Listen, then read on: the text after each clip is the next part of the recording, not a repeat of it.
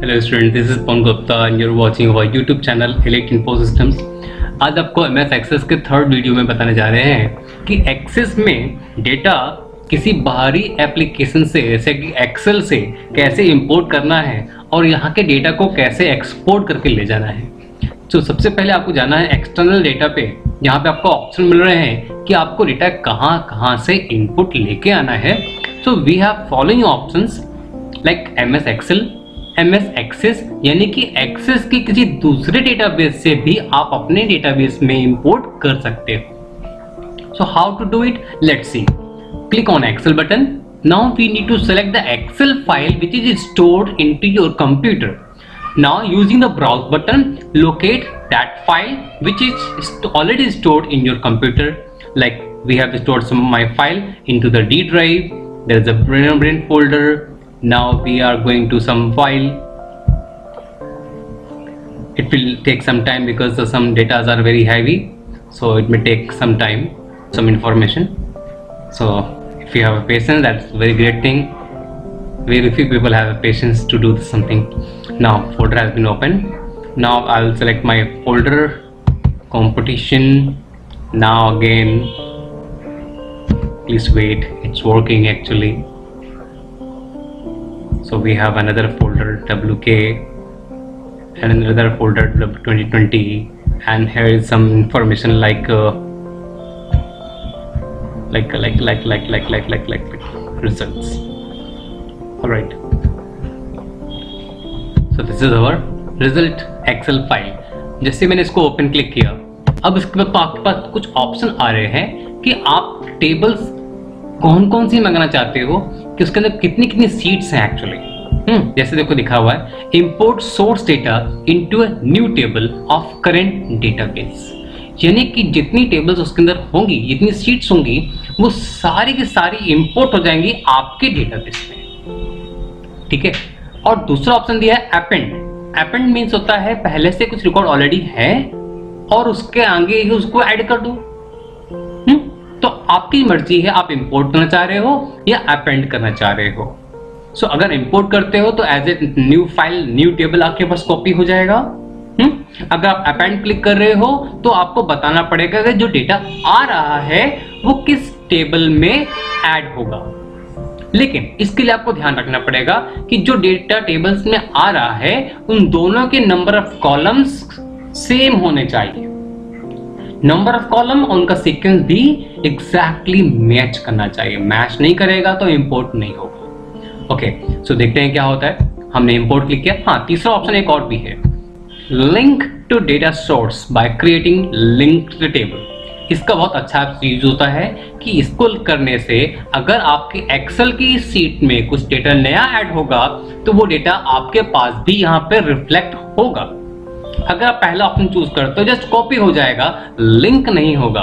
यानी कि अगर वहां पे 10 रिकॉर्ड होंगे तो यहाँ 10 रिकॉर्ड होंगे, लेकिन फर्दर अगर वहां पे 2 नए रिकॉर्ड ऐड होंगे तो यहाँ पे नहीं आएंगे। लेकिन अगर आपने लिंक चूज किया होगा तो एक्चुअली रहेगा एक्सेल में ही, लेकिन आपको यहाँ पे भी दिखेगा।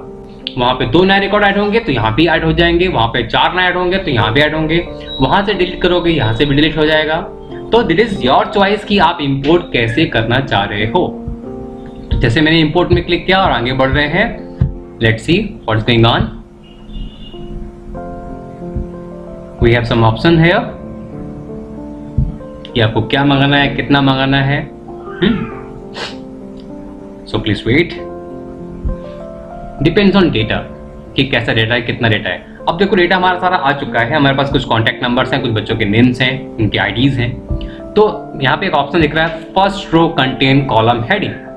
अभी आप देख रहे हो कि जो लिखा है नेम एंड कॉन्टैक्ट, इसको भी हम एक रिकॉर्ड मान रहे हैं। अगर इसको हम टिक कर देंगे, now this will become heading, this will become heading. It means now first record is your Kabir Shrivastava. Alright, next. अब जो पहला कॉलम है वो नेम है, सेकंड कॉलम क्या है, कॉन्टैक्ट नंबर है, उसका टाइप कैसा क्या है आप यहाँ पे डिफाइन कर सकते हो। जैसे ही हम नेक्स्ट क्लिक करेंगे, अब आपसे कह रहा है कि आपके टेबल में एक प्राइमरी की ऐड कर दें। तो अगर आप चाहेंगे तो आईडी नाम का कॉलम ऐड हो जाएगा। अगर आप कह रहे हैं कि let me choose which one is the primary की, तो आप अपने कॉलम के लिए खुद भी बता सकते हो कि ये मेरा प्राइमरी की है या फिर कोई प्राइमरी की आप नहीं चाहते हो। It is your choice. तो वी रिकमेंड कि आप एक चाहो तो एक नया आईडी नाम का कॉलम ले लो जिससे कि यूनिकनेस बनी रहेगी। सो इट इज रिकमेंडेड कि आप एक नया प्राइमरी की ले लो। अदरवाइज आपको रिक्वायर्ड नहीं है तो आप नो प्राइमरी की करके आप प्रोसीड कर सकते हो। जैसा डेटा हमारा एक्सेल में होगा सेम डेटा यहाँ पे इंपोर्ट हो जाएगा। तो ये यहाँ पे टेबल बनकर आएगी, तो उसका नाम क्या होगा?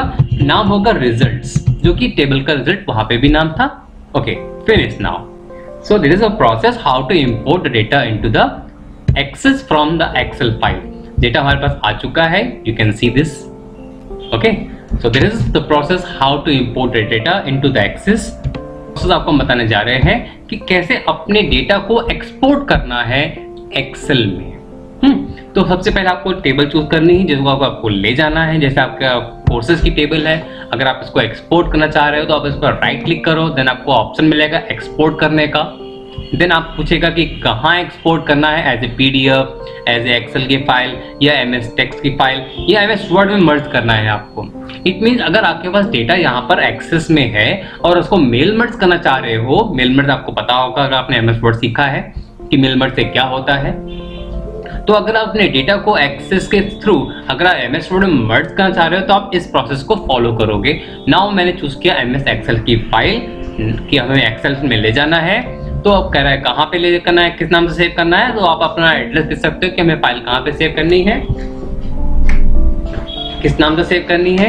हाँ, नाउ ओके, मैंने इस फाइल को एक्सपोर्ट कर दिया, मेरी फाइल वहाँ पहुँच चुकी है। लेट्स चेक कि मेरी फाइल वहाँ पहुँची कि नहीं पहुँची। हम वापस इंपोर्ट करने जा रहे हैं और देखेंगे वहाँ पे फाइल अगर होगी, दैट्स परफेक्ट। तो कोर्सेज नाम की फाइल यहाँ पड़ी हुई है, इट मीन्स हमारी फाइल यहाँ पे एक्सपोर्ट हो चुकी है एक्सेल फॉर्मेट में। So this is a simple process how to export and import the files from Access to the Excel. Next आपको बता रहा हूँ Access के थ्रू कैसे डेटा को मंगाना होता है।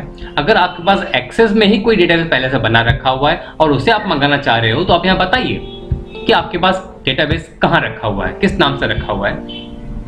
तो आपने जो ऑलरेडी डेटाबेस बना रखे हैं कंप्यूटर में जहाँ पे आपने स्टोर करके रखा, जैसे कितने सारे पड़े हमारे पास, तो मैंने उसको मंगा के यहाँ पे यूज करना चाह रहे हैं। So let's select this one MyDB।